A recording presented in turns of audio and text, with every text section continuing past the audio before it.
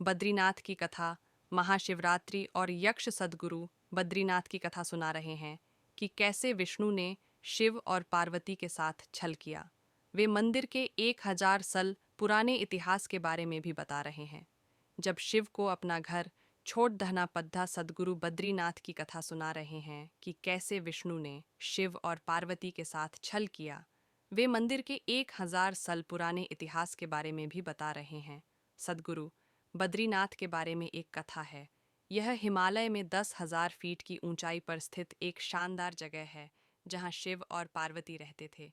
एक दिन नारायण यानी विष्णु के पास नारद गए और बोले, आप मानवता के लिए एक खराब मिसाल हैं। आप हर समय शेषनाग के ऊपर लेटे रहते हैं। आपकी पत्नी लक्ष्मी हमेशा आपकी सेवा में लगी रहती है और आपको लाड करती रहती हैं। इस ग्रह के अन्य प्राणियों के लिए आप अच्छी मिसाल नहीं बन पा रहे हैं। आपको सृष्टि के सभी जीवों के लिए कुछ अर्थपूर्ण कार्य करना चाहिए। इस आलोचना से बचने और साथ ही अपने उत्थान के लिए भगवान को भी ऐसा करना पड़ता है। विष्णु तप और साधना करने के लिए सही स्थान की तलाश में नीचे हिमालय तक आए।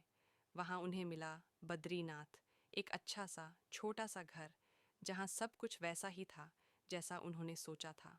साधना के लिए सबसे आदर्श जगह लगी उन्हें यह। फिर उन्हें एक घर दिखा। वह उस घर के अंदर गए। घुसते ही उन्हें पता चल गया कि यह तो शिव का निवास है और वह तो बड़े खतरनाक व्यक्ति हैं। अगर उन्हें गुस्सा आ गया तो वह आपका ही नहीं, खुद का भी गला काट सकते हैं। ये आदमी खतरनाक है। विष्णु ने धारण किया छोटे बच्चे का रूप। ऐसे में नारायण ने खुद को एक छोटे से बच्चे के रूप में बदल लिया और घर के सामने बैठ गए। उस वक्त शिव और पार्वती बाहर कहीं टहलने गए थे। जब वे घर वापस लौटे तो उन्होंने देखा कि एक छोटा सा बच्चा जोर जोर से रो रहा है। बच्चे को जोर जोर से रोते देख पार्वती के भीतर मातृत्व जाग उठा और वे जाकर उस बच्चे को उठाना चाहती थीं। शिव ने पार्वती को रोकते हुए कहा, इस बच्चे को मत छूना। पार्वती ने कहा, कितने क्रूर हैं आप, कैसी नासमझी की बात कर रहे हैं। शिव बोले, ये कोई अच्छा बच्चा नहीं है। ये खुद ही हमारे दरवाजे के बाहर कैसे आ गया। आसपास कोई भी नहीं है। बर्फ में माता पिता के पैरों के निशान भी नहीं हैं। ये बच्चा है ही नहीं। पार्वती ने कहा, आप कुछ भी कहें, मुझे कोई फर्क नहीं पड़ता। मेरे अंदर की माँ बच्चे को इस तरह रोते नहीं देख सकती। और यह कहकर वे बच्चे को घर के अंदर ले गईं। बच्चा पार्वती की गोद में आराम से था और शिव की तरफ बहुत ही खुश होकर देख रहा था। शिव इसका नतीजा जानते थे, लेकिन करें तो क्या करें। इसलिए उन्होंने कहा, ठीक है, चलो देखते हैं क्या होता है। पार्वती ने बच्चे को खिला पिलाकर चुप किया और वहीं घर पर छोड़कर खुद शिव के साथ पास ही के गर्म पानी के कुंड में स्नान के लिए चली गईं।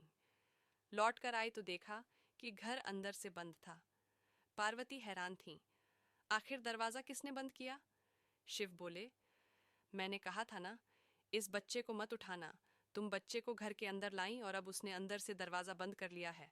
पार्वती ने कहा, अब हम क्या करें? शिव और पार्वती केदारनाथ जा बसे।